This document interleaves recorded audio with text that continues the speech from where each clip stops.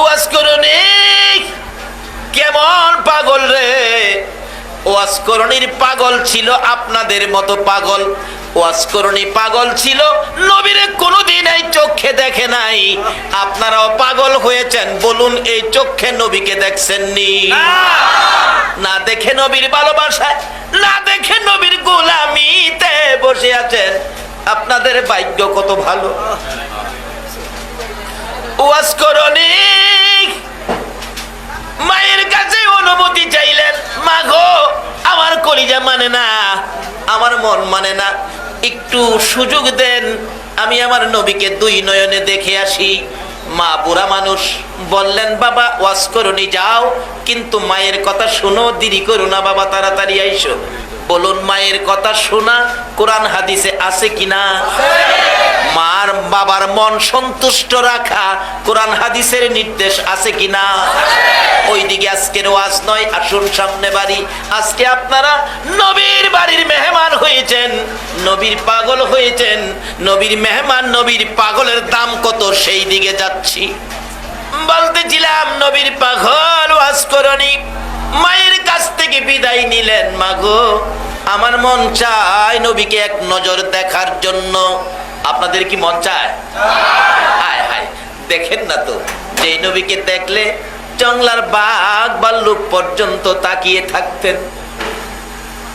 যেই নবীকে দেখলে জঙ্গলার পশু পাখিরা যাকে যাকে হাজির হয়ে যাইতেন। যেই নবী রাস্তায় বাহির হলেন, আকাশের মেঘের টুকরা এসে আমার নবীজির মাথার উপর ছায়া দিতে থাকতে। এই নবীর পক্ষে যদি চিনতে পারেন, এই নবীর পক্ষ যদি ধরতে পারেন, এই নবীর পক্ষ যদি আসতে পারেন, এই নবীর আদর্শ যদি দেহের মধ্যে সিট করতে পারেন, এই নবীর আদর্শ লইয়া যদি ময়দানে নেমে যেতে পারেন, কোনো বিপদ আপনাকে ধরবে না। আল্লাহ রহমত এসে আপনাদেরকে ছায়া দিয়া রাখবে। এবার কিছু ছায়া দেয় নাই চট্টগ্রামবাসীকে? আমরা ভয় আতঙ্ক ছিলাম, ঘূর্ণিঝড় নার্গিসের ভয়, কিন্তু দেখা গেল কিছুটা ছায়া দিছে। দেয় নাই অস্বীকার করতে পারবেন? যেই বিপদ বার্মাতেও করেছে, এই বিপদটা তো বাংলাদেশেও হতে পারত। বাবা আসুন আমরা এই নবীর আদর্শ দেহের মধ্যে সেট করি, আল্লাহ অবশ্যই আপনাদেরকে হেফাজতে রাখবেন। কিসের পানি, কিসের ঘূর্ণিঝড়, কিসের ঝড় তুফান?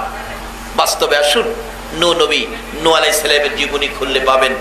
নূহ নবীর আমলে নূহ নবী 950 বছর পর্যন্ত মানুষকে আল্লাহর পথে ডাকলেন, কিন্তু মানুষ মানে না, বুঝে না। আরো নূহ নবীরে মারতে আইয়ে যা কিছু টুকটাক মানছে, নূহ নবী অপারক হইয়া দরখাস্ত করলেন, প্রভু গো 950 বছর আপনার কথা বলছি, কিন্তু তারা মানে না, আমার মারতে, আমার আর সহ্য হয় না, বিরক্ত হয়ে গেছি। আল্লাহ এই জাতি কি হবে, বুঝে না, তারা মানবে না, তাদেরকে শেষ করে দেন। আল্লাহ কয় নূহ শেষ করলে তুই থাকবি কই? আল্লাহ আমার আপনি বাঁচাইবেন, আমার আপনি বাঁচাইবেন। কোথায়? নৌকা বানা।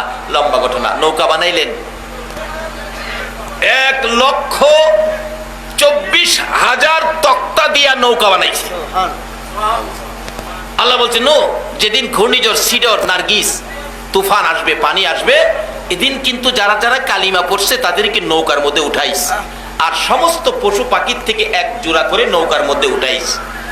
কিন্তু এই খবর যখন পৌঁছে দিল, বুড়ি একজন কালিমা পড়ছিলেন, মহিলা, বুড়া মানুষ, উনি বললেন নূহ নবী, বাবারে আমি তো বুড়া মানুষ, আমার তো মনে থাকে না, যদি পানি আসে, ঘূর্ণিঝড় নার্গিস সিডর আসে, আমাকে কিন্তু বাবা মনে করে নৌকার মধ্যে উঠাইয়েন, আমি বুড়া মানুষ, মন থাকে না। কিন্তু পানি আইসে গেল, ঘূর্ণিঝড় সিডর আইসে গেল, সমস্ত পৃথিবী পানি নিচে চলে গেল, বুড়িরে আনতে নূহ নবীর মনে নাই। পানির নিচে নূহ নবী, বুড়ি, নূহ নবী আনতে মনে নাই। এত পানি হয়েছিল, কিতাব লেখে, যেখানে জীবনে বন্যার পানি কি জিনিস দেখে নাই, জানে নাই, শুনেও নাই, ওই জায়গার মধ্যে পর্যন্ত 40 ফুট পানি হয়েছিল। যেখানে জীবনে পানি কি জিনিস দেখে নাই, এই জায়গায় 40 ফুট, সমস্ত পৃথিবী এইভাবে 40 ফুট করে নিচে, এমনকি 40 দিন পর্যন্ত পানিটা স্থায়িত্ব ছিল। 40 দিন, 40 দিন পরে পানি শুকাইছে, নূহ নবীর নৌকা শুকনার মধ্যে লাগছে। আল্লাহ কই নূহ বুড়ি কই? বুড়িরে যেমন দেখি না। নূহ নবী তালাশ করে দেখে বুড়ি তো নাই। হায় হায় আল্লাহ গো, আমি সর্বনাশ করেছি, বুড়িকে তো আমি আনি নাই, কাজটা আমি ঠিক করি নাই। আল্লাহ আমি কি জবাব দিব আপনার কাছে? আমার আল্লাহ বলেন, নূরে তুই তো বুড়িরে ভুলে গেলি, আমি আল্লাহ বলতে পারি না।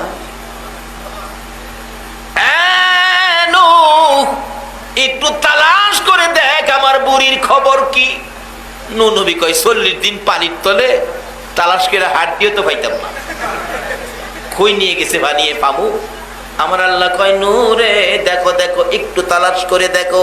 নূহ নবী শুকনা পথে বুড়ির বাড়ি লক্ষ্য করে আন্তাজ করে দৌড় দিছে। কাছাকাছি যাইয়া দেখে বুড়ির গড়টা এখনো আগের মতো ঠিক আছে।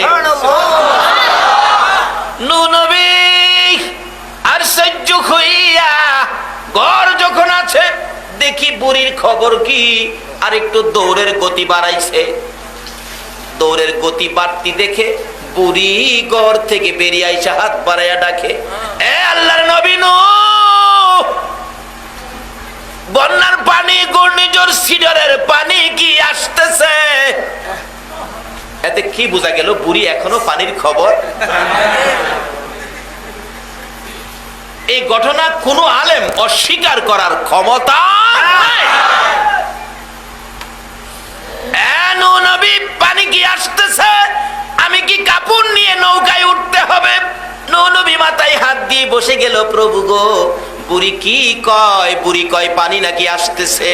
এখনো কি বুড়ি পানির খবর পায় নাই? আমার আল্লাহ কয়, নূহ রে তুই তো ভুলে গেলি, আমি আল্লাহ বলতে পারলাম না। 40 দিন পর্যন্ত 40 ফুট পানির নিচে যদি নূহ নবীর উম্মত বুড়িরে বাঁচাইতে পারে গো, আখিরি নবীর উম্মত যদি আমরা হইতে পারি, বলুন আমার আল্লাহ বাঁচাইতে পারবে কিনা? আমি আপনাদের কাছে জানতে চাই সহজ ভাষায়, নূহ নবীর উম্মতের দাম বেশি নাকি আখিরি নবীর উম্মতের দাম বেশি? আল্লাহ বলছে, বললো তোমার একজন উম্মত পৃথিবীতে থাকতে এই পৃথিবীটা আমি ধ্বংস করব না। আজকে সেই নবীর উম্মত কেন পানিতে পড়ে মরে, কেন ঘূর্ণিঝড়ে পড়বে? কারণটা কি, রোগটা কোথায়? আসুন এই রাস্তাগুলি ক্লিয়ার করি। একটু লম্বা হয়ে যাইতেছে, আপনাদের কষ্ট হবে। বলতেছিলাম, নবীকে চিনেন, নবীর পাগল হন। যেই নবীর উপর আমার আল্লাহ নিজে, এটা কোনো মৌলবীর কাহিনী না, মুফতির ফতুয়া না, এটা সরাসরি কোরআন। আল্লাহ নিজে যেই নবীর উপর 24 ঘন্টা দুরূদ ও সালাম পাঠ করতেছে, সেই নবী আমাদের নবী।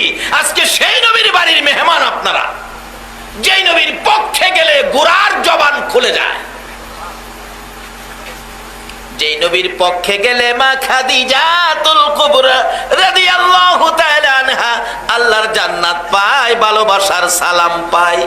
আপনাদের কি দরকার? আসুন আজকে বাজেট পেয়ে যাবেন। বলতেছিলাম, ওয়াজ করনি, নবীর কি ছিল বলুন? মাগো মা, আমি 2টা নয়নে নবীরে দেখতাম। 2টা নয়নে কি দেখতো? আর আমরাও তো দেখতাম চাই, মাঝে মাঝে সুযোগ পাইলে স্বার্থ আদায়ের লেগে পাগল হয়ে জায়গা। এক জায়গায় এক বুজুর্গ লোক আইছে, লোকের আল্লাহর ওলি মানুষ, আল্লাহর ওলিরা তো যা ইচ্ছা তা করতে পারে, এই শক্তি কে দিছেন? এক ভদ্রলোক গিয়ে বলতেছে, হুজুর আমি গরিব মানুষ, আমি খুব কষ্টের মধ্যে আছি, আমার জন্য একটু দোয়া করেন। উনি একটা মাটির টুকরা হাতে নিয়ে ফু দিলেন, স্বর্ণের চাকা হয়ে গেছে। বাবা নাও, এটা বিক্রি করে তুমি সুখী হয়ে যাইবা, বরকত হয়ে যাবে, যাও। এভাবে চাই যেটা লেগে যা, দোয়া করে দিলে কাজ হয়ে যা। এক বেচারা অন্ধ মানুষ, চোখ নাই, আরেক দিক দা ছেলে মেয়ে নাই, আরেক দিক দা গরিবী সংসার। কিন্তু ওই হিসাবের সিস্টেম ছিল যে কোনো একটা দরখাস্ত, যে কোনো একটা দরখাস্ত। কিন্তু এবার তো 3টা অভাব, এখন একটা তো করতে হইব, 3টাতে কোনটা করব? একদিকে হলো গরিব, আরেকদিকে হলো তার ব্যক্তিগতভাবে চোখ নাই, আরেকদিকে হলো তার ছেলে মেয়ে নাই, 3টা দুঃখ তার। কোনটা নিয়ে কইব কন্ত? বেচারা মিল করতেছে কিভাবে একটা দরখাস্ত করতে হইব। যায়া পীর সাহেবের সামনে দাঁড়াইছে, হুজুর আসসালামু আলাইকুম। ওয়ালাইকুম সালাম। হুজুর আমার একটা দরখাস্ত। কি দরখাস্ত বাবা? হুজুর আমার দরখাস্ত হইল সোনার থালো মাইক্যা, সোনার থালো মাইক্যা, দুই নয়নে দেখিয়া মাইজের ছেলের বউয়ের হাতে রান্না দুইলা ভাত খাইতাম। তার দরখাস্ত একটা, কথাটা কি বুঝছেন আপনারা? সোনার থালো, এই সিরামিকের থালো না কিন্তু। কিসের কিসের? সোনা। এখন বুড়ি কত? 25,000 বুড়ি। বেটা দরখাস্ত দেখেন না, সোনার থালো মাইক্যা, দুই নয়নে দেখিয়া। একটার ভিতরে কয়টা ডুহাইছে? দুইটা কিন্তু ঢুকছে। সোনার থাল হইতে গেলে কি হইতে হইব? ধনী হইতে হইব, সম্পদশালী হইতে হইব। দুই নয়নে দেখিয়া, তাইলে চোখ হইতে হইব। মাইজের ছেলের বউয়ের হাতে রান্না দিলা ভাত খাইতাম। মাইজের ছেলে, তাহলে ছেলে মাইজে হইতে গেলে কয়টা লাগবো? আগে পিছে আরো কি দরখাস্ত দেখছেন? একটা অন্ধ বেড়া যদি এই কিসিম করে দরখাস্ত করতে, আমরা অত না, আমরা একটা দরখাস্ত ওয়াজ করুনি। কোন দরখাস্ত লইয়া মার কাছ থেকে বিদায় লইছে? একটা দরখাস্ত, সেটা কি? নবীরে দেখতাম। আর আমরাও আজকে একটা দরখাস্ত, একদিন ঘুমের ঘরে স্বপ্ন যুগে নবীজিরে রাজি আছেন না? নবীজির স্বপ্ন যদি দেখেন, জাহান্নামের আগুন কি হবে? কয় না দি কি হবে? বিশ্বাস হয়? তাহলে আপনি ইমানদার। ওয়াজ করুনি মায়ের কাছ থেকে বিদায় লইয়া নবী দেখার জন্য গিয়েছে। বলুন কাকে দেখার জন্য? আপনারাও তো আজকে সেই নবীর বাড়ির মেহমান হয়েছেন। কি ভাগ্য আপনাদের। আসুন আমরা সামনে বাড়ি। এবার ওয়াজ করুনি ডাকতেছে, মা গো বিদায় দেন। মা বলেন, ওয়াজ করুনি রে, সংসারে অনেক দায় দায়িত্ব, তোমার বাবা নাই, তুমি এতিম, দেরি করো না। এতিম ওয়াজ করুনি রে, তাড়াতাড়ি চলে আইসো। নবীজির বাড়ির সামনে গিয়ে ডাক দিলেন, আমার মায়ার নবী কই গো, আমার দয়ার নবী কই, আমি এতিম ওয়াজ করুনি আসছি। বাড়ির ভিতর থেকে কে যেন বললেন, নাই আমার নবী তো বাড়িতে নাই। ওয়াজ করুনি চোখের পানিগুলো জর্জর করে ছেড়ে ছেড়ে কান্দে, মাবুদ মনের আশা মনে রইল, পুরা হইল না। আবার কালতে কালতে ওয়াজ করুনি চলে গেলেন, নবীর পাগল চলে গেলেন। মা যেহেতু বলেছে দেরি করতে পারবি না বাবা, তাড়াতাড়ি আইসো। কিছুক্ষণ পর আমার নবী বাড়ির সামনে এসে চোখের পানি ছেড়ে দিলেন। জিজ্ঞেস করেন সাহাবীরা, হুজুর কেন কান্দেন? আমার নবী ডাকে, সাহাবীরা রে, আমি কান্দি, আমার নাকে খন্দ লাগতেছে। আবার এতিম পাগল ওয়াজ করুনি আমার বাড়ির সামনে আইসা গেছে। আমার পাগল ওয়াজ করুনি আমার সামনে এসে গেছে। নবীরে দুই চোখে কোনোদিন দেখে নাই। নবীর ভালোবাসা দিয়ে ওয়াজ করুনির বাজেট কি হয়েছে? আল্লাহু আকবার বলুন। আমার নবী যেদিন এই জগৎ থেকে বিদায় হয়ে যাবেন, আবু বকর, উমর, উসমান, আলী বসে, অন্য সাহাবীরা বসে ভাগ্যের বাজেট তালাশ করতেছেন। কেউ কেউ বলেন নবীজির জুব্বা মুবারক আবু বকরকে নবীজি দান করে যাবেন। কেউ বলেন আবু বকর যদি না পাই, মেয়ের জামাই হযরতে আলী পেয়ে যাবেন। আবার কেউ বলেন হয়তো ওমর ফারুক রাদিয়াল্লাহু তাআলা আনহু পেয়ে যাবেন। কেউ বলেন উসমান গনি নবীর জন্য খুব পাগল ছিলেন, কোটি কোটি টাকা নবীর ভালোবাসায় দান করেছে, উসমান গনি হয়তো পেয়ে যাবেন। এমনি সময় আমার নবী হাজির হয়ে গেলেন। রে সাহাবীরা, তোমরা কি নিয়ে গুনগুনি করো? হুজুর ভাবতেছি আপনি নবী বিদায় হয়ে গেলে কার ভাগ্যে জানি আপনার জুব্বা মুবারকের বাজেট হয়ে যায়। কেউ কেউ বলেন আবু বকর পাবে, কেউ বলেন উমর পাবে, কেউ বলেন আলী পাবে, কেউ বলেন উসমান গনি পাবে। আমার নবী দুইটা চোখের পানি ছেড়ে দিলেন। রে সাহাবীরা রে, আবু বকর পাবি না, উসমান পাবে না, আলী পাবে না, উমর পাবে না, আমার জুব্বা মুবারক, আমার ওয়াজ করুনি পাগলের কাছে পৌঁছাইয়া দিও। আজকে কে সেই নবীর পাগল হইয়া, কে আজকে সেই পাগলের ভূমিকা লইয়া নবীর বাড়ির মেহমান হয়েছ, আমার নবীর বাড়ির সামনে পাগল হইয়া বসে আছো? দেখো না আপনাদের বাজারের জন্য আমার আল্লাহ কি সুযোগ দিয়েছেন। আর শুন, আগে বাড়ি বলতেছিলাম, যেদিন আমার নবী বিদায়ী হয়েছেন, বিদায়ী হওয়ার আগে বলেছিলেন সাহাবীরা, ইয়া রাসূলুল্লাহ, আপনার পাগল ওয়াজ করুনিকে আমরা কোনোদিন দেখি নাই, পরিচয় পাবো কোথায়? কই গেলে ওয়াজ করুনিকে পাবো আমি তো বুঝতে পারি না। আমার নবী বলেন, আমার ওয়াজ করুনি কোনোদিন পরিচয় দেয় না রে সাহাবীরা, তোমরা ওয়াজ করুনিকে খুঁজ করে আমার জুব্বা মুবারক পৌঁছে দিও। হুজুর, আমরা কিভাবে চিনবো ওয়াজ করুনিকে? ডাকতেছে আমার নবী, ওয়াজ করুনিকে নাম জিজ্ঞেস করলে নামে পরিচয় দিবে না। ওয়াজ করুনির ডাইন হাতের মাঝখানে অল্প একটু সাদা দাগ আছে, এই দাগটা দেখেই তোমরা চিনতে পারবে ইনি হলো আমার পাগল, আমার ওয়াজ করুনি। লম্বা ঘটনার সংক্ষেপ করে দিলাম। নবীর পাগল পাওয়ার জন্য আবু বকর ওমর দুইজনে ঘুরতে ঘুরতে, মতান্তরে আবু বকর আলী দুইজনে ঘুরতে ঘুরতে জংলার পর জংলার, পাহাড়ের পর পাহাড় পার হয়। রাখাল দেখলে জিজ্ঞেস করে, রাখালেরা রে, ওয়াজ করুনি নামে কোনো পাগল তোমরা দেখছনি? রাখালেরা বলেন, নামটাম চিনি না, ওই সামনের পাহাড়ের মধ্যে একটা পাগল বসে আছে।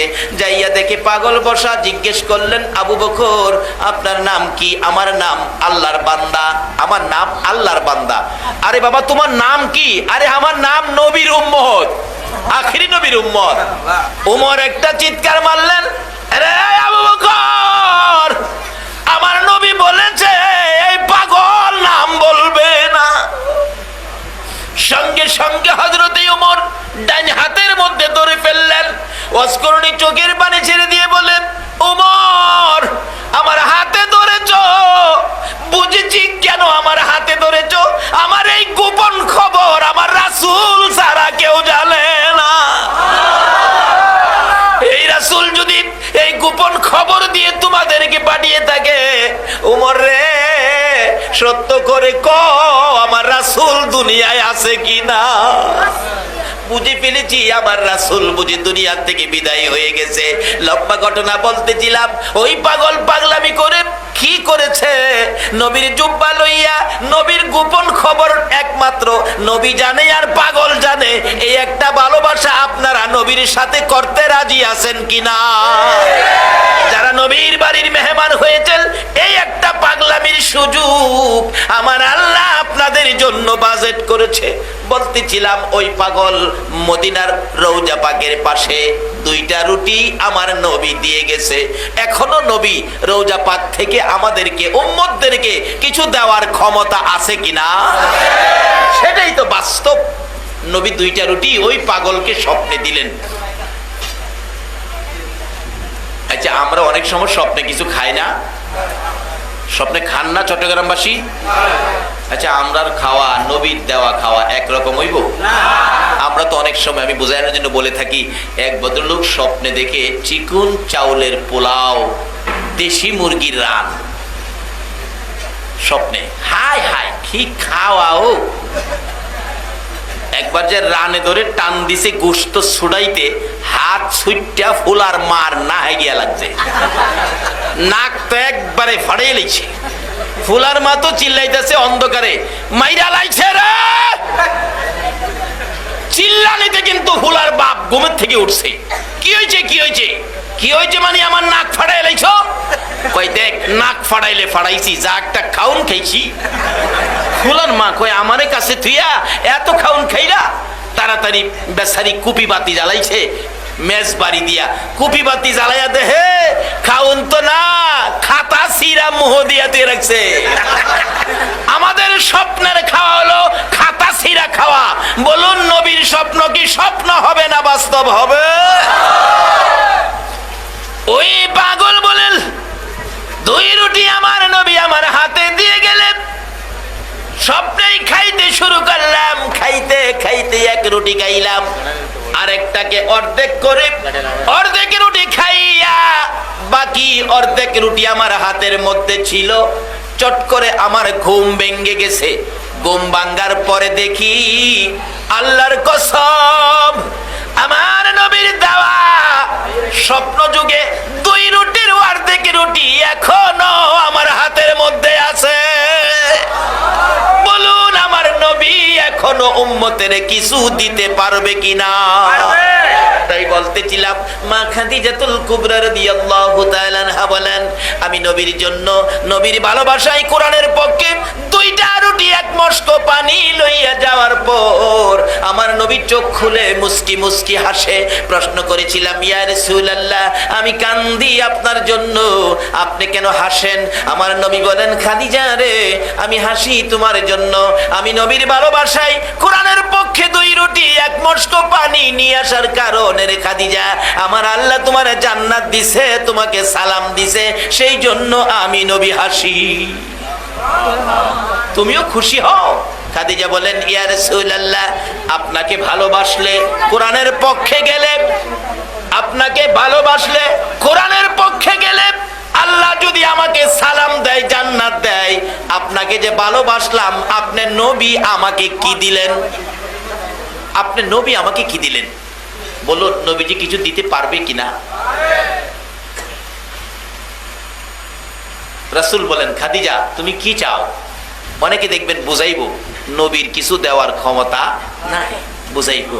আসলে নবীর কাছ থেকে কিছু হেরা নিতে পারছে না দেখে হেরা এই কথা কয়। আমরা নবীর কাছ থেকে কিছু পাই, কিছু পাওয়ার আশা আমরা করি। এখানেও রাখি, মৌতের সময়ও রাখি, কবরেও নবীর পক্ষ থেকে কিছু পাওয়ার আশা রাখি, আমরা হাসরেও নবীর সুপারিশের আশা রাখি। যারা আশা রাখে তারাই পাবে, যারা এই বিশ্বাস নাই তারা কোনোদিন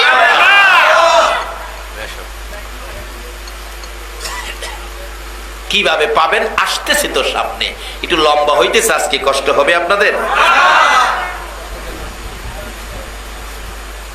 মা খাদিজা বলেন, নবী গো আপনি নবী আমারে কি দিবেন? না দিলে আমি খুশি হব না। আল্লাহ যদি আপনার ভালোবাসলে দিতে পারে, আপনি কি দিলেন? আমি যে ভালোবাসলাম, কোরআনের পক্ষে আসলাম। মা খাদিজার আবদার নবীজি রক্ষা করেন। খাদিজা বলো তুমি কি চাও, যা চাইবা আমি তাই দেব। তাহলে বুঝা গেল নবীজির দেওয়ার ক্ষমতা, যা চাইবা তাই দিব। প্রথম নম্বরে চাইলেন, ইয়া রাসূলুল্লাহ আমি খাদিজা মৃত্যুবরণ করলে আমাকে বাজারের কিনা কাফন দিয়ে আমারে কাফন পরায়েন না, আপনি নবীর গায়ের একটা পাঞ্জাবি মোবারক আমার গায়ে পরায়া কবর শোয়ায় দিবেন। খাদিজা কাকে নিয়ে কবর যাইতে চায়? আজকে এই নবীর থেকে কেন দূরে সরে গেলেন? যারা নবীর থেকে যত দূরে থাকবেন ততই বিপদ তত কাছে থাকবে, আর যারা নবীকে কাছে রাখবেন আল্লাহর কসম কোন বিপদ আপনার কাছে আনবে না। একজন আল্লাহর ওলি কাছে থাকলেই তো বিপদ হয় না। তার বাস্তব হলো আপনাদের চট্টগ্রাম বদর শাহ রহমাতুল্লাহ আলাইহির জীবনী। আমরা জীবনী পড়েছি আর আপনারা দেখেছেন। বদর শাহ রহমাতুল্লাহ আলাইহি চট্টগ্রামে যখন আস্তানা গাড়লেন, ঘূর্ণিঝড় আসতেছে, লোকজন বললেন হুজুর এই তো ঘূর্ণিঝড় আসতেছে, এটা বিপদ, কিছু বলেন। উনি বসার থেকে উঠে দাঁড়ায় আঙ্গুল ইশারা করে বলেছিলেন, এই ঘূর্ণিঝড় এইদিকে না ওইদিকে যাও। বলতে দেরি, যাইতে দেরি নাই। বাবারে এই ক্ষমতা আল্লাহর ওলিদেরকে আল্লাহ দিয়েছে, কাজী তাদের কাছে সম্পর্ক রাখুন, আপনাদের লাভ হবে।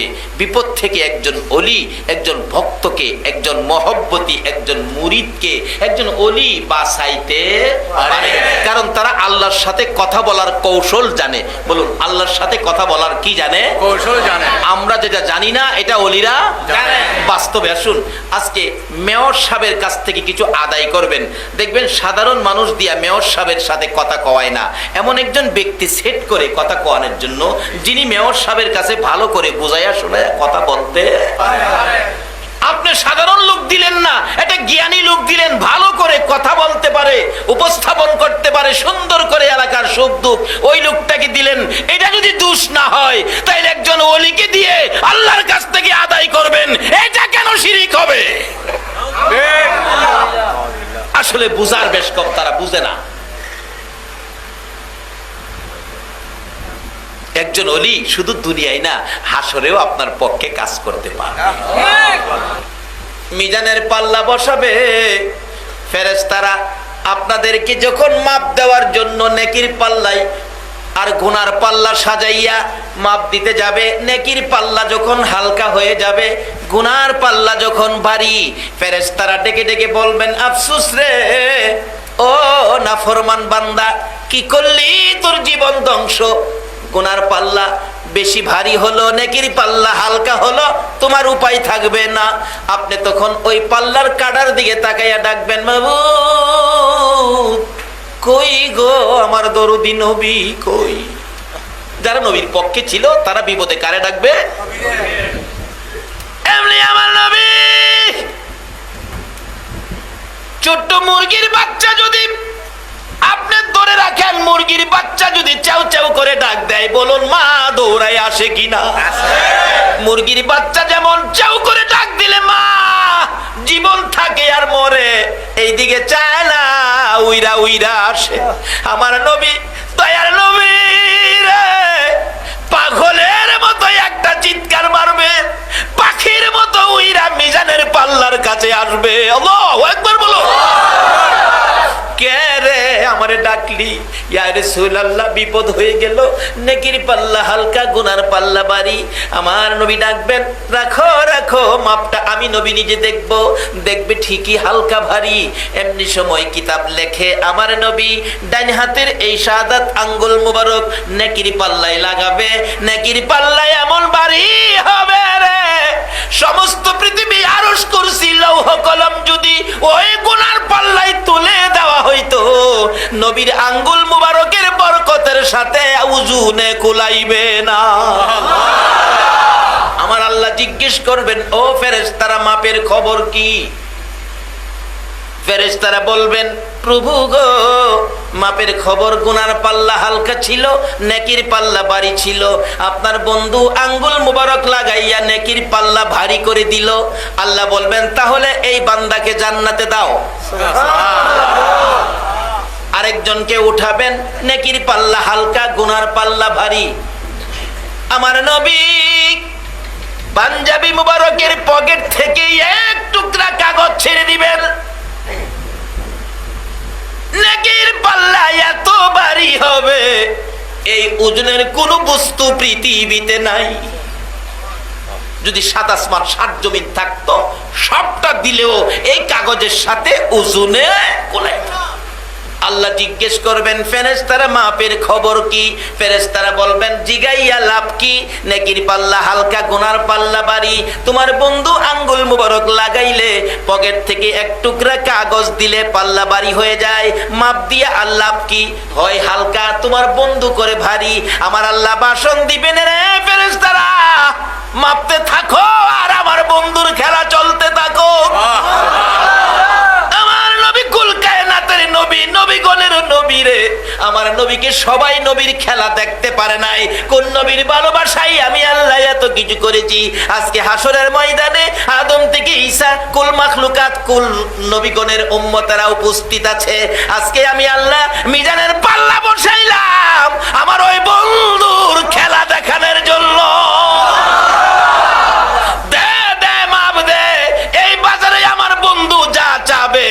আমি আল্লাহর পক্ষ থেকে বন্ধু তাই পায়ে যাইবে। আমার বন্ধু আজকের বাজারে যা করবে রে, আমি আল্লাহ সব আমি কবুল করে নিলাম। এই নবীর পক্ষে থাকলে লাভ হবে না লস হবে? বাবারা ভাইরা আসুন, এই নবীর পক্ষে গেলে কি লাভ দেখেন। নবীজির কাছে হাত বাড়াইলেন, ইয়া রাসূলুল্লাহ আপনার একটা পাঞ্জাবি মুবারক আমার গায়ে পরায় কবর দিবেন। এই নবীজি সাথে থাকে আর বয় আছে? হুজুর ১ নাম্বার দাবি যাও রাখলাম। ২ নাম্বার দাবি, আমাকে যে কবরে শোয়াইবেন মা খাদিজা বলেন আপনি নবী আগে এই কবরটা শুয়ে আসবেন। নবী যেখানে শুয়ে আসবে বলুন এখানে আযাবের ফেরেশতা যাইব? আর গাউসে পাকের কাছেই তো যায় না। গাউসে পাকের কাছে কি যাইব কেমনে? দুইটা যাও গেছি কবর, কাশপলা বলি, অন্তরের চক্ষু যার খোলা, বন্ডা না, অন্তরের চক্ষু যার খোলা। গাউসে পাকের কবরের পাশে এই চোখ বন্ধ করে অন্তরের চোখটা দেখে মুলকিন নকির আয়াত জিগায়, তোমার রব কে? গাউসে পাক কিছু কয় না। আবার বললেন, তোমার রব কে? কিছু কয় না। তিনবারের মাথায় একটু রাগ হইয়া ধমক দিলেন, তোমার রব কে? যে কে কইছে দৌড়ে ধরছে। যে রবের প্রেমে সব শেষ করলাম, আইছস আমার রব কে জিগাইতে? আল্লাহু আকবার। তোরার বাড়ি কই? তোরা কইতে আইছস? সুবহানাল্লাহ কইতেন না? এটা চিনতে গেলে নবীর ঘর লাগবো। নবীর ঘর ছাড়া এটা পাওয়া যাবে না।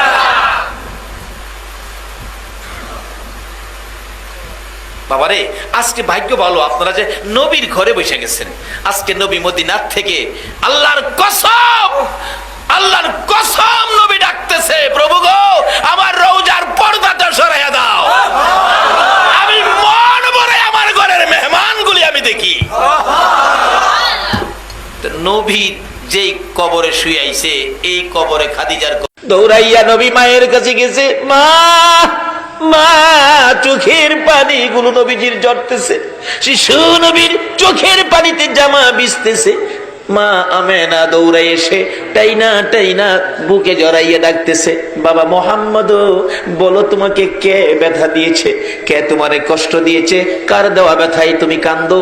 ও বাবা মোহাম্মদ, তুমি চিন্তা করো না, এই বিচার আমি আমেনা করাবো। তোমার দাদা হলো খানায় কাবার মুতাওয়াল্লি, এই মক্কা নগরের সর্দার। তোমার দাদাকে দিয়ে ওই ছেলেটাকে ধরে এনে তোমার সামনে বিচার করাবো। তুমি কেঁদো না। মা ছোট সময় এমন সান্ত্বনা আমাদের কেউ দিছে কিনা? কে মারছে? এই মুখে মারছে, কান্দিস না, তোর বাপ ভাইটাই হোক, দেহিস বিচার করাবো।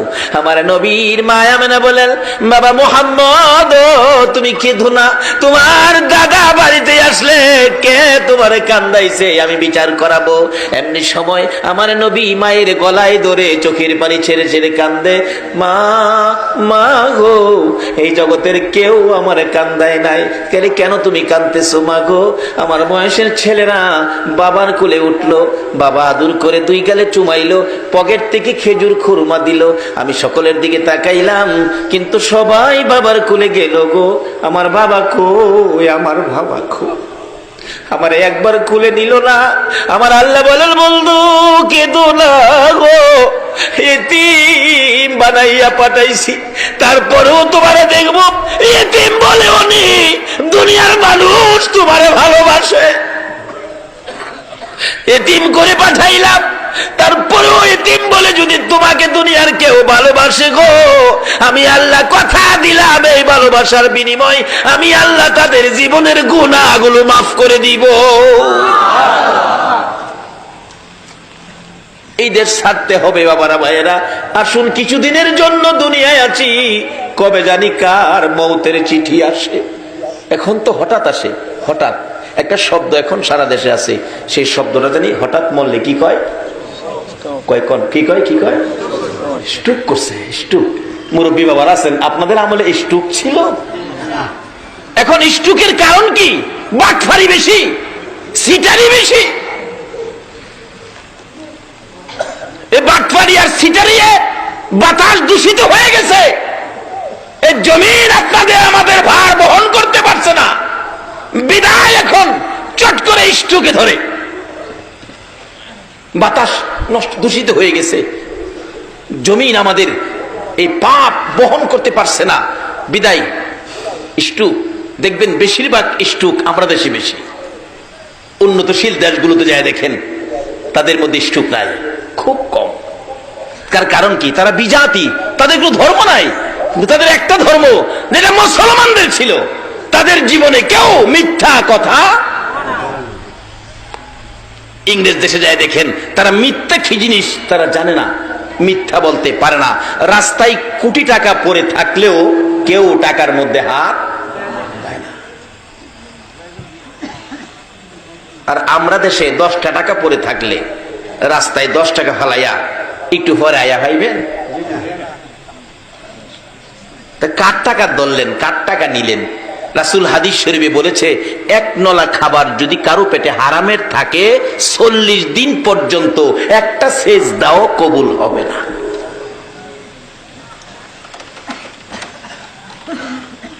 সত্য নিয়ে গেছে বিজাতিরা, আজকে তারা উন্নত, আর মিথ্যার সাগরে বেশি আছি, সুদের সাগরে, ঘুষের সাগরে। এই জন্য আজকে আমরা বিশ্ব জুড়ে আমরা ঘৃণিত, আর তারা সত্য নিয়ে তারা আজকে উন্নত। আসুন, আমাদের একটাই সম্পদ, আমরা মুসলমান, আমরা ইসলাম ধর্ম গ্রহণ করেছি। ইসলাম শব্দের অর্থ কি হবে? সবাই বলুন, কি হবে? শান্তি। আজকে কি আমরা শান্তিতে আছি? কেন নাই তার কারণটা বের করে আনতেছি। একটু লম্বা হয়ে যাইতেছে, আপনাদের কষ্ট হইতেছে? বাবারে, একটা দিন কষ্ট করেন, কারণ একদিন এই পৃথিবীতে আমরা ছিলাম না, আর একদিন আমরা পৃথিবীতে কেউ থাকবো না। আগে যারা আসছিল তারা চলে গেছে, আমরা যারা আছি আমাদেরও যাওয়ার বিষয়ে পড়ছে, শুধু ফ্লাইট ডেটটা বাকি রয়েছে। কবে জানি মসজিদের কোনার থেকে 4 পায়া ফ্লাইট আপনার উঠানে আইসা নামবে, আপনাকে সাদা কাফন পরায়া, মাথার মুড়ি, পায়ের মুড়ি বাইদা এই বিমানের মধ্যে উঠায়া আতর সুরমা দিয়া আপনাকে সাজায়া দিবে। যেই বিমান আপনাকে নিয়ে রওনা হইলে আর কোনদিন এই বাড়িতে আসবে না। যত দামি বাড়ি হোক, যত বড় বাড়ি হোক, যত দামের বিছানাই হোক, আপনাকে এই বাড়িতে আর আনা হবে না। তাই সে অবস্থানের আগে আমরা এখন কি করতে হবে? ইসলামটা আমরা বুঝি নেই, নবীর আদর্শটুকুন বুঝি নেই। আমার নবী বলতেছেন, চাচা গো, একদিন আমারে মায়া করছিলা, সেই দিনটা কোনটা? আপনাদের কষ্ট হইতেছে না তো? মা ডেকে ডেকে বলেন, বাবা কান্দিস না, আমি বিচার করাবো। কি ব্যথা বলো? মা, আমার ব্যথা হলো নাই নাই বাবা নাই, আমি বাবার কোলে উঠতে পারলাম না।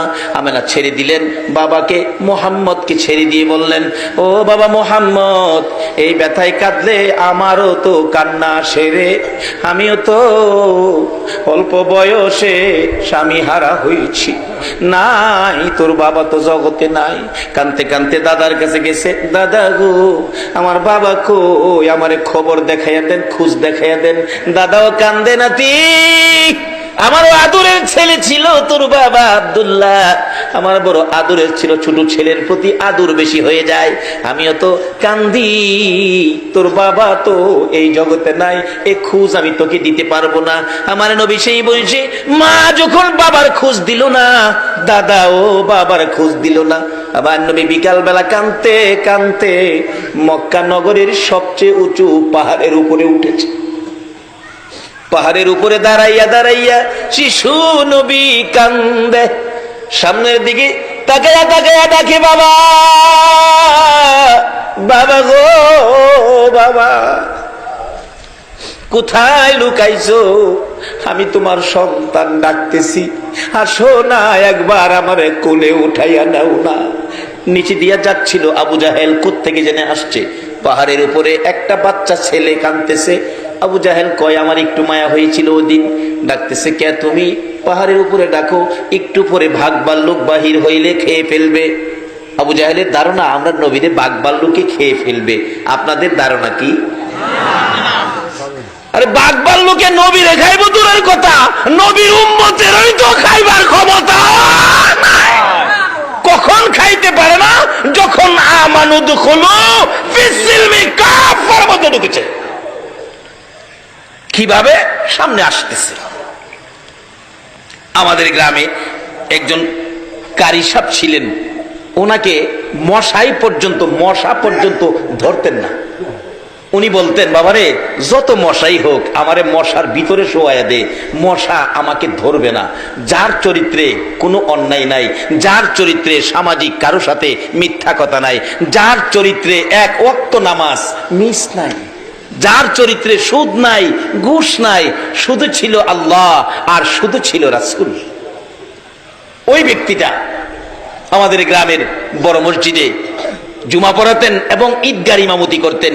যে ইমামতি ওনার অনুপস্থিতি, ওনার মৃত্যুর পরে সেই দায়িত্ব আল্লাহ আমাকে দিয়েছেন। তারপর থেকে আমি ইমামতি করি আমার গ্রামের ঈদগার মাঠে। উনি মৃত্যুবরণ করলেন, মৃত্যুর আগে কোনো দিন ওনাকে একটা মশা পর্যন্ত কামড় দেয় না। এটা আমাদের দেশের ঘটনা। আর যারা আল্লাহকে রাজি করে আল্লাহর ওলি হয়েছে, নবীর ভালোবাসা দিয়ে সাহাবীরা সমাজে নেমেছে, জঙ্গলার ভাগ ভাল্লুক পর্যন্ত এই নবীর উম্মতের গায়ে হাত দিতে সাহস পায় না।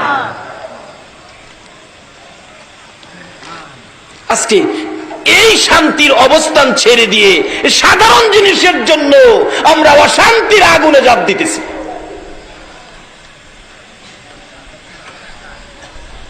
আহার নবী ওই পাহাড়ের উপরে যখন বাবা বাবা বলে কাঁদতেন, আবু জাহেল নিচ থেকে ডাকতেছেন, বাচ্চাটা কার, ছেলেটা জানি কার। মা বাবা খবর রাখে না, বাচ্চাটা পাহাড়ের উপর, বাঘ ভাল্লুক বেরিয়ে যাবে সন্ধ্যার সময়, বাচ্চাটাকে খেয়ে ফেলবে। বাচ্চা মানুষ দেখে তাকে উদ্ধার করার জন্য আবু জাহেল নিচে পাহাড়ের নিচে ঘোড়াটা রেখে উপরে যাইয়া উঠলেন। ডাকতেছে, কে তুমি? কাছে গিয়ে দেখে আমার আপনারা নবী, শিশু নবী চোখের পানি ছেড়ে ছেড়ে কাঁদতেছে। বাবা মোহাম্মদ এখানে দাঁড়ায় কান্দো, তুমি কি জানো না এই পাহাড়ের মধ্যে বাঘ ভাল্লুক আছে, তোমাকে খেয়ে ফেলবে। আবু জাহেলের ধারণা আমার নবীরে বাঘ ভাল্লুকে খাইবো। আপনারা কি কন? আমার নবী কান্দে, চাচা আমি বাঘ ভাল্লুকের ভয় পাই না গো, আমি কান্দি আমার বাবা কই, আমার বাবা কই, আমি একটাবার বাবা কইয়া ডাকতে পারলাম না। আবু জাহেল বলেন, ও বাবা, তোমার বাবা তো দুনিয়ায় নাই, মৃত্যুবরণ করেছে, আসো তাড়াতাড়ি তোমাকে বাড়িতে নিয়ে যাই। আবু জাহেল নবীজিকে উপর থেকে নামাইয়া ঘোড়ার পিছনে বসাইয়া ঘোড়াকে আঘাত করতেছে। ঘোড়ারে তাড়াতাড়ি চল, বাতিজাকে বাগে খাবে, আমাকেও বাগে খাবে, চল তাড়াতাড়ি চল চল চল। ঘোড়ারে আঘাত করে, ঘোড়া খালি চোখ লাল করে, উঠে না, মানে চামড়া ফাইটে গেছে আঘাতে, রক্ত ছিটা ছিটা বাহির হয়। ঘোড়া দুইটা সামনের পাও আকাশের দিকে বাড়ায়, চোখের পানি ছাড়ে, ডাকতে ছিল, প্রভু গো, আমি তো একটা ঘোড়া, আমি একটা পশু, আমি তো কথা বলতে পারি না আবু জাহেলের সাথে।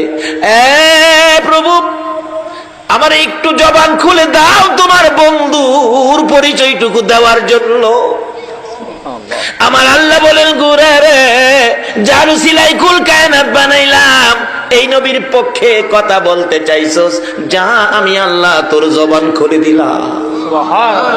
যেই নবীর পক্ষে গেলে ঘোড়ার জবান খুইলা দেয় গো, এই নবীর পক্ষে গেলে আমরা কি শান্তি পাইতে পারি না? ঘোড়া যদি জবান খুলতে পারে, জবান পাইতে পারে, আমরা কি শান্তি পাইতে পারি না? জবান তো খুলে গেল ঘোড়া। ঘোড়া মাথাটা পিছনের দিকে ঘুরাইয়া ডাকতেছে, রে আবু জাহেল। ওখান ঘোড়া মানুষের মতো কথা বলতেছে আবু জাহেলের দিকে তাকাইয়া। বলুন, আবু জাহেলের মাথা ঠান্ডা না গরম? হায় হায়, কি কই রে? ও আবু জাহেল, আমারে কতগুলো আঘাত করলি, দেখ কত জায়গায় চামড়া ফাইটা রক্ত পড়তেছে। আবু জাহেল রে, তারপরও আমি উঠি না রে। ও আবু জাহেল শুনো, আরো যদি মারতে মন চায় মার, আমি মারি খাইয়া জীবন দিতে রাজি রে আবু জাহেল, কিন্তু পিছনে বসাইছস ইনি আখিরি নবী রে, ইনি কুল কায়নাতের নবী রে, রাহমাতাল লিল আলামিন নবীর পিছে বসাইয়া তুই সামনে বসে আমারে মারবি যাওয়ার জন্য। আমি ঘোড়া বলে দিলাম রে, আমার জীবন যাবে, আমি সামনে যাব না। যতক্ষণ পর্যন্ত শিশু নবীকে সামনের বাগে না বসাবি, তুই পিছনে না যাবি, আমি ঘোড়ার জীবন যাবে, আমি সামনে যাব না। আবু জাহেল কই, ভাতিজা দেরি করা যাবে না, ভাগের ভয়, তাড়াতাড়ি সামনে আসো। সামনে আসলে ঘোড়া এক দৌড়ে বাড়িতে পৌঁছাইয়া দিলেন।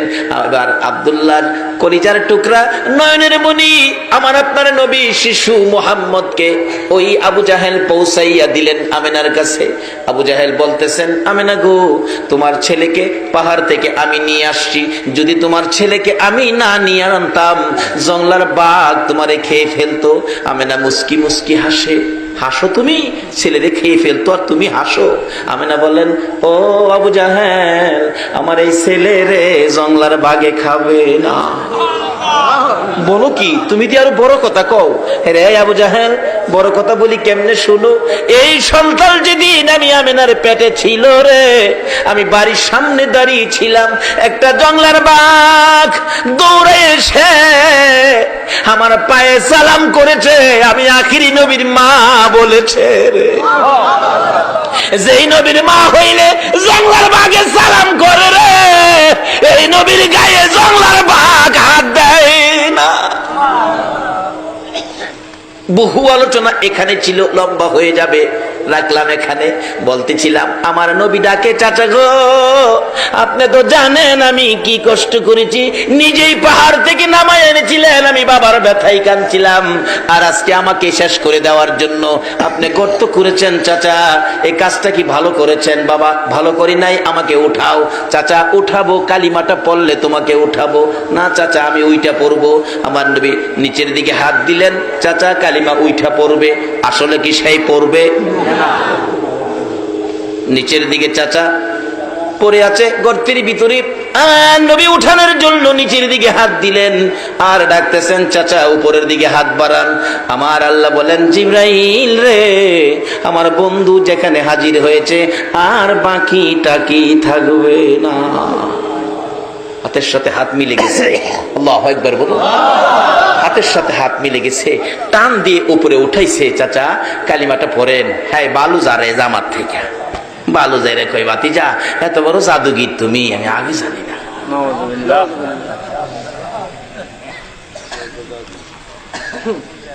এত কষ্ট দিছে পরেও দেয়, এরপরও ইসলাম যার কাছে তার বিপদে এত কষ্ট যে দিছে, অথচ ইসলাম যার কাছে সেই নবী এরপরও তার উপকারের জন্য যায়, তার ক্ষতি করতে যায় না। আর আমরা একটু কিছু হইলেই সুযোগ পাইলে 12টা বাজামু, কয়নি এগুলি ইসলাম না। বাবারা আসুন, ইসলাম শান্তি। বলুন ইসলাম কি? আরো জোরে বলুন ইসলাম কি? ইসলাম শান্তি। লোন এটা লোন সমাজে প্রচার করি, এটা লোন রাষ্ট্রে প্রচার করি, এটা লোন বিশ্ব জুড়ে আমরা আবার পরিচয় করে দেই। ইসলাম সন্ত্রাস নয়, ইসলাম বোমাবাজ নয়, ইসলাম শান্তি। কিভাবে? ওই আদর্শটা লোন ফুটিয়ে তুলি। ইসলামে পুরাপুরি দাখিল হয়ে, যারা ইসলামে পুরাপুরি দাখিল হয়েছে তাদের জীবনী তুলে ধরুন। ইসলামের মধ্যে যারা পুরাপুরি দাখিল হয়েছে, আগেকার দিনের মুরব্বীরা, কোনো বাবারা আছেন জীবনে কোনোদিন নামাজ ছাড়েন না, হারাম খায় না, সুদ খায় না, ঘুষ খায় না, এবং আমাদের মা চাচিরা দেখছি ইসলামে পুরাপুরি দাখিল। কি অবস্থায়? ফজরের নামাজের আজানের আগে ঘুম থেকে উঠে উড়ান বাড়ি ঝাড়ু দিছে আমাদের মা চাচিরা। সময় পাইলে রাস্তাটাও ঝাড়ু দিয়ে আইসা পড়ছে মানুষ উঠবার আগে। জিজ্ঞেস করলে বাবারে কত মানুষ হাঁটে, একটা আল্লাহর ওলির ফারা যদি পড়ে আপনার ভাগ্য ভালো হইব। রাস্তাটাও ঝাড়ু দিয়ে পড়ছে, আইসা ফজরের নামাজ পড়ছে, তারপরে সূরা ইয়াসিন তেলাওয়াত করছে, এরপরে রান্না করে গেছে। এই মায়ের সন্তানগুলি, ওই রক্তের তাসিরগুলি এখনো ভালো কাজের আয়োজন করে, এখনো নেক কাজ করতে যায়। এমন একটা সময় আসিল না? আচ্ছা অহন কি কেউ বলতে পারবেন বুকে হাত দা কোরআন শরীফ পরে রান্না করে গেছে কোন মহিলা? তাই শান্তির পথ তো হারাইছি। এই জন্য সমাজে ভালো মানুষের আশা করা যায় না, শান্তির আশা করতে পারি না। যারা ইসলামে পুরাপুরি দাখিল ছিল তাদের অবস্থান কি? আজকে আমরা আল্লাহর ওলিদের জীবনী, যাদের ডাক এখনো আমার আল্লাহ শুনে, আল্লাহর ওলিদের ডাক এখনো আমার আল্লাহ শুনে, দুনিয়া থাকতেও শুনে, কবরে গেলেও শুনে। আল্লাহু আকবার বলুন। কবরে গেলে ডাক শুনেছে। সিলেটের জমিনে দুইটা ঘটনা। সিলেটের বেয়ানীবাজার থানা, আমি নাম বলে দিচ্ছি, বেয়ানীবাজার থানা, থানা সংলগ্ন একটা মসজিদ মাদ্রাসা। ওই মাদ্রাসার পাশে একজন আল্লাহর ওলি মৃত্যুর পরে দাফন করবে এখানে। আল্লাহর ওলি মৃত্যুর আগে বলেছিলেন, বাবারা আমি মরে গেলে আমাকে দাফন করবা মসজিদের উত্তর পাশে কবরস্থান, সারাটা জীবন আমার পাওটা মসজিদের দিকে থাকবে। এটা মসজিদ, কবরস্থান মসজিদের দিকে থাকবে, আমার পাওটা মসজিদে থাকুক, এটা আমি চাই না। তোমরা একটা কাজ করো, আমি মারা গেলে আমাকে পূব পশ্চিম দাফন করো। বেয়ানীবাজার থানার ঘটনা বলছি, কবরটা আমি জিয়ারত করে আসছি, পূব পশ্চিম দাফন করো। কিন্তু আলেম ওলামারা কয় এটা শরীয়তে নাই, মৃত্যুর পরে তাকে উত্তর দক্ষিণ দাফন করা হলো, পাওটা মসজিদের দিকে দিয়ে। দেখা গেল মানুষ দাফনের কাজ শেষ করে একটু দূরে যাইতে না যাইতেই একটা শব্দ হইতেছে, শুশু শুশু শব্দ। শব্দ শুনে পিছনের দিকে লোকেরা তাকাইলো, তাকাইয়া দেখে ওই মাটির নিচ আল্লাহর ওলি শুয়েছিলেন। আল্লাহর ওলি ডাক দিয়েছে, আল্লাহ আমাকে তারা দেয় না পূব পশ্চিম থাকতে, উত্তর দক্ষিণ দিয়েছে, তোমার ঘরের দিকে পাও রাখবো না, আমাকে পূব পশ্চিম করে দাও। অটোমেটিকলি মাটির কবর ঘুরে উত্তর দক্ষিণের কবর পূব পশ্চিম হয়ে গেছে। ইসলামে পুরাপুরি দাখিল হইয়া কবরে শুইয়া ডাক দিলেও আমার আল্লাহ ওই ব্যক্তির ডাক। বৃহত্তর সিলেট, এতে কাছাকাছি হবিগঞ্জ জেলায় চুনারুঘাট থানায় আল্লাহর ওলি সৈয়দ নাসির উদ্দিন সিফা সালাহ, উনি মৃত্যুর আগে বলেছিলেন, আমি যেদিকে মাথা দিয়ে মৃত্যুবরণ করব সেদিকে মাথা দিয়ে আমার দাফন করবি। কিন্তু মৃত্যুবরণ করেছে পশ্চিম দিকে মাথা দিয়া। আলেম ওলামারা কয় এটা সম্ভব না, বললেই হবে না, এটা উত্তর দক্ষিণ দাফন করতে হবে। দাফন করার পর ঠিক তদরূপ এরকম শাসা শব্দ হইতেছে। পিছনের দিকে লোকেরা তাকাইয়া দেখে সৈয়দ নাসির উদ্দিন সিফা সালাহ চুনারুঘাটের জমিনে ওই কবর ঘুরে পূব পশ্চিম হয়ে গেছে। এখনো যারা দেখেন কবর পূব পশ্চিম। ইসলাম চিনলেন না, ইসলাম শান্তি, শান্তির ভিতরে ঢুকতে পারলেন না।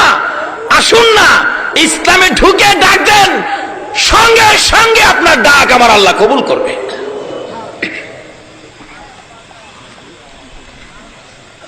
এটা বাংলাদেশের ঘটনা বললাম।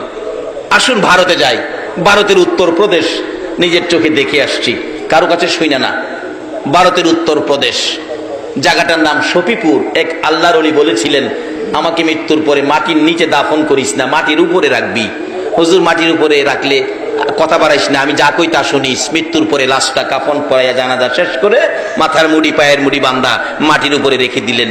এটা আলগা কাঠের হালকা একটা বাক্স দিয়া ঘুরে ফিরেছে, আলগি দিলেই লাশ। নিজের চোখে দেখে আসছি। খাদেমকে জিজ্ঞেস করলাম, খাদেম সাহেব এই লাশটা কতদিন যাবত মাটির উপরে? আমানত খুলু ফিসিলমি কাফার মধ্যে ঢুকুন, কতদিন যাবত মাটির উপরে? খাদেম বলেন, হুজুর 400 বছর হয়েছে লাশটা মাটির উপরে। এটা ভারতে। চলুন আমরা একটু ইরাকে যাই।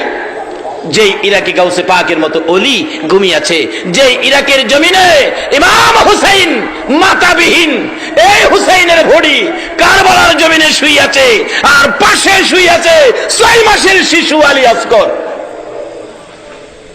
ইসলামকে দুনিয়াতে রাখতে যায় 6 মাসের শিশু আলী আসগর পর্যন্ত কলিজা ছেদ্র করে কারবালার জমিনে ঘুমিয়েছে। ইরাকের জমিনে যান, এক আল্লাহর ওলি আরেক অলির কবরের পাশে তা হাইজা দিতেছে। পাশে দাঁড়ায় দেখতেছে এখানে আল্লাহর ওলি শুইছে। ডাকতেছে, আল্লাহ তোমার নবী কইছে ওলিরা বলে মরে না, ইন্না আউলিয়া আল্লাহ লা ইয়ামুত, ওলিরা কখনো মরে না। যদি জীবিত থাকে আমি একটু দেখতাম, প্রমাণ করতাম জীবিত আছে কিনা। কবরের পাশে দাঁড়ায়, ইরাকের ঘটনা। ডাকতেছে, এই কবরে যদি আল্লাহর ওলি থাকেন তাহলে একটু পরিচয় দেন, আপনি যে মরেন নাই, জীবিত। ইরাকের ঘটনা, একটু পরিচয় দেন। একটা পাও কবরের ভিতর থেকে বের করে দিছে, পাও মাটির উপরে বের করে দিছে। ওই জীবিত ওলি কয়, আল্লাহ এটা একটা কাজ করলো, একটা হাত বের করে আমার দেখাইতো, পাওটা বের করলো। আল্লাহ এটা কষ্টের কথা, তো পাওটা বাইর করে দেখাইলো, এটা কাজটা হইল। আল্লাহ আমি যদি তোমার ওলি হয়ে থাকি, তোমার যদি আমি খুশি করে থাকি, তোমার নবীর যদি আমি ভালোবাসা থাকি, হ্যাঁ পাওটা যে বাইর করছে ভিতরে যেমন নানি তারে অহনো যায় দেখবেন পাও বাইরে।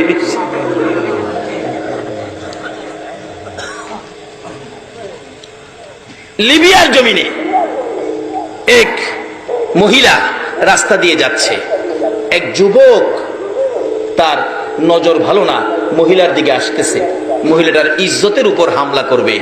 ওই মহিলাটা দৌড়াইয়া বড় কবরস্থানের পাশে গিয়ে ডাকতেছে, আল্লাহ এই কবরস্থানে কি তোমার একটা প্রিয় বান্দা নাই আমার ইজ্জতটাকে হেফাজত করতো? যে এই কবরের পাশে দাঁড়ায় এভাবে ডাকতে ছিল, ওই যুবকটা কাছে আসার মাত্রই এই কবরের মাঝখান দিয়ে এই পর্যন্ত হাত বাহির করে বলতেছে, এই লম্পট, মহিলার গায়ে হাত দিবে তোর অস্তিত্ব রাখবো না। এই যুবক দৌড়াইয়া নিজের জান বাঁচাইলেন, এখন পর্যন্ত হাত বাহির হয়ে রয়েছে। আজকে এই ইসলামের মধ্যে আমরা কেন ঢুকতেছি না পুরাপুরি ভাবে? এই ইসলামের মধ্যে পুরাপুরি ঢুকেছে আল্লাহর ওলিরা। আল্লাহু আকবার বলুন। কিভাবে ঢুকবেন? ইসলামে ঢুকতে হলে সুদ খাইতে পারবেন না, ইসলামে নাই। নামাজ ছাড়তে পারবেন না, ইসলামে নাই। ঘুষ খাইতে পারবেন না, আরেকজনের ক্ষতি করতে পারবেন না, ইসলামে নাই। মিথ্যা কথা বলতে পারবেন না, ইসলামে নাই। আজকে যারা এই আচার আচরণ ছিল, তাদের সন্তানগুলো ভালো মানুষ হয়েছে, আল্লাহর ওলি হয়েছে, নামাজি হয়েছে, আলেম ওলামারা হয়েছে। আজকে আল্লাহর ওলি গাউসে পাকের জীবনী খুলুন। গাউসে পাকের বাবা আপনাদের আমাদের মতো একজন মানুষ ছিলেন, আবু ছালে জঙ্গি মুসা একজন মানুষ ছিলেন, কিন্তু তার চরিত্র ছিল ইসলামের মধ্যে পুরাপুরি ভাবে দাখিল। এই জন্য কত বড় একটা সন্তান পেয়েছে আল্লাহর ওলি আব্দুল কাদের জিলানী রহমাতুল্লাহ আলাইহি। কত বড় সন্তান, কত পাওয়ারফুল সন্তান, কত ক্ষমতা। গাউসে পাক যেটার জন্য হাত বাড়াইতেন, গাউসে পাকের হাত আমার আল্লাহ কোনোদিন খালি দিতে পারেন না। কেন? ইসলামের মধ্যে দাখিল ছিল তার বাবা। এই রক্তের মধ্যে সুদ ছিল না, গুদ ছিল না, হারাম কোনো জিনিস রক্তের মধ্যে ছিল না। তার বাবার জীবনী খুলুন। অল্প যুবক বয়স, বিয়ে শাদী করে নাই, নামাজ ছাড়ে নাই এক ওয়াক্ত। গাউসে পাকের বাবা আবু সালে নামাজ ছাড়ে নাই। আপনাদের মতো যুবক নামাজ পড়তে যাবে, উজু করবেন জিলান নদীতে, দেখে পানি দিয়া একটা ফল বাইশা যাইতেছে গা। ফল দেখে কয় পেটে খিদা আছে, ফলটা তো নষ্ট হয়ে যাইব, নষ্ট হইলে কি লাভ হইব, আমি খাইয়ে লাই পেটে খিদা। ফলটা খাইছে, খায়া উজু করতে গেছে, বিবেক বাধা দিচ্ছে, কার ফল খায়া উজু করতেছস? আরেকজনের ফল খায়া উজু করলে কি লাভ হইব? এই চরিত্র আমরা আছে না? দেখবেন হুলাফান বন্ধ গেছে, বন্ধের থেকে আরেক বেটার ক্ষেতের কাঁচামরিচ লইছে, কাঁচামরিচ লিয়ে আইন না গড়ে ঢুকতেছে। মা কই কি আনছোস? কাঁচামরিচ। মা কই ভালো হয়েছে বাজান, শাক রান্তাম বই দিছি। মার উচিত ছিল দুইটা থাপ্পড় দেওয়া। তুমি কার জমিন থেকে আনছো কাঁচামরিচ? কিন্তু মা থাপ্পড় দিল না। মা কি করলো? আর তাই না ঘরে নিল। আরেক বেটার ক্ষেতের পেঁয়াজ লইছি ফুলা, মাঝে গাই কি আনছোস? এই 1-1.5 কেজি হয়ে যাবো মায়া লইছি। কই তাড়াতাড়ি বড় আয় বেটা, আলুর ভর্তা বানাইতাম, 2টা পেঁয়াজ পাইতেছি। এই যে আরেক বেটার ক্ষেতের পেঁয়াজ খাইলেন, আরেক বেটার ক্ষেতের কাঁচামরিচ খাইলেন, 40 দিন পর্যন্ত একটা সেজদাও আপনার কবুল হয়েছে না। গাউসে পাকের বাবা আরেকজনের গাছের ফল খায়া চিন্তা করতেছে নামাজ পড়লে কি লাভ হইব, আগে ফলের মাফ লই আই। যাইতেছে ফলের মাফ আনতো, যাইতে যাইতে যাইতে যাইতে যাইতে যাইতে যাইতে যাইতে বহু দূর গিয়া দেখে নদীর পারে একটা বাগান। ভাবতেছে এটাতেই বাইসে গেছে। এক বেটা বুড়া মানুষ বই রইছে, বাবা হাও দড়ি আমার মাফ করে দেন। আরে কি এর মাফ? আপনার গাছের ফল মনে হয় পানিটা বাইসা গেছে, সম্ভাব্য আপনার বাগানের, আমার মাফ করে দেন, আমি জিলান থেকে আইছি ফলটা খায়া। বুড়া বেটা কো বেটা বাগানের মালিক তো আমি না, আমি মাফ দিতাম না, আমি অর্ধেক। বাহি মালিক হইল দরবেশ আব্দুল্লাহ ইবনে সুয়াইমি, যার নাম ভিতরে বাড়ি। তাই নাকি? গেছে, চাচা আমার মাপ দেন, আমি আপনার গাছের ফল খাইয়ে লেছি। দরবেশ আব্দুল্লাহ ইবনে সুয়াইমি কই বেটা গাছের ফল খায়া মাপ চায় না, আর তুই জিলানতে ফানিতে ফল খায়া মাপ নিতে আইছস? তাইলে এই বেটালা কি খারাপ হইব না ভালো হইব? ভালো হবে। কয় না খারাপ হইব না ভালো হইব? আচ্ছা, এমন একটা ভালো ছেলে সমাজের মানুষ মেয়ে বিয়া দিতে গেলে আমাকে খুঁজে না? ছেলেরা নি ভালো, ছেলেরা নি ভালো।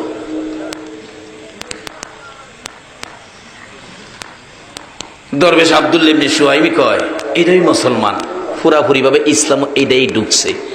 বাবারে ফল খাইছস, মাফের লেগেইছস, মাপ দিতারি, কিন্তু শর্ত হইল এই যে বাগানের ফল খাইছস এই বাগানে 1 বছর কর্মচারী তখন লাগবো। বাবা মাপ দিবেন তো, থাকলে হাসরের দিন আমরা আটকাইতেন না তো? না।